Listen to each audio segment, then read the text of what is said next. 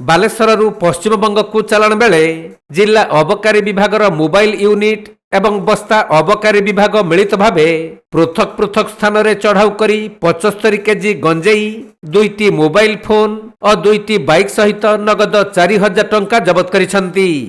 ଜବତ ଗଞ୍ଜେଇର ଆନୁମାନିକ ମୂଲ୍ୟ 7.5 ଲକ୍ଷ ଟଙ୍କା ହେବ ବୋଲି ଅବକାରୀ ବିଭାଗ ସୂଚନା ଦେଇଛି।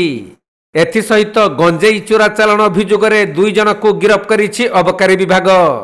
ଗିରଫ ହୋଇଥିବା 2 ଅଭିଯୁକ୍ତ ହେଲେ ରୁପ୍ସା ଥାନା ହଳଦୀପଦା ଅଞ୍ଚଳର କାହ୍ନା ଦାସ ଓ ସିଙ୍ଗଲା ଥାନା ଗମ୍ଭାରିଆ ଅଞ୍ଚଳର ସଞ୍ଜିତ ଜେନା।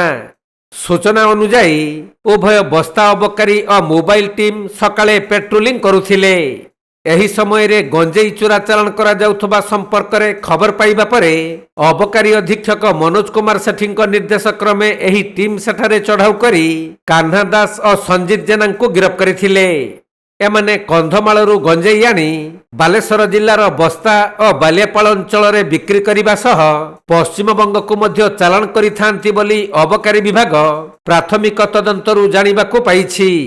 ତେଣୁ ଏନେଇ ବସ୍ତା ଅବକାରୀ ବିଭାଗ ଓ ବାଲେଶ୍ୱର ଅବକାରୀ ବିଭାଗରେ ପୃଥକ ପୃଥକ 2ଟି ମାମଲା ରୁଜୁ କରାଯାଇଛି। आज भोर समय अबकारी अधीक्षक श्रीयुक्त मनोज कुमार सेठी निर्देश क्रमे आम बस्ता एक्साइज टीम और डिस्ट्रिक्ट मोबाइल टीम मिलित चढ़ाऊ करते सिंगला थाना अंतर्गत गंभारिया छक और रूपसा थाना अंतर्गत हलदीपदा छक एरिया पेट्रोलिंग करते समय विशेष सूत्र खबर पाइलु जे गंजेई चालान 2 जन आसामी मिलित भाव गंजेई चालान करुछंती। आम खबर को आधार करी गुप्त भाव लुचि रही आम रेड समय आम 2 जन आसामी संजीत जेना और कान्हा दास ये 2 जन को अरेस्ट करने को सक्षम होइथिलु और आसामी द्वयर अधिकार रु आमे 75 केजी गंजेई एवं 2टी मोबाइल फोन और 2टी बाइक जबत करथिलु। जबत गंजेई रो अनुमानिक मूल्य 7.5 लाख।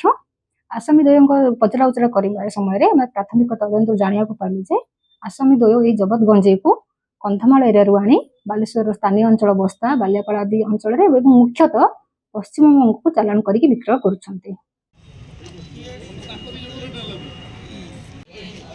बालेश्वरରୁ प्रसेनजीत सेठी रिपोर्ट कोणार्क लाइव।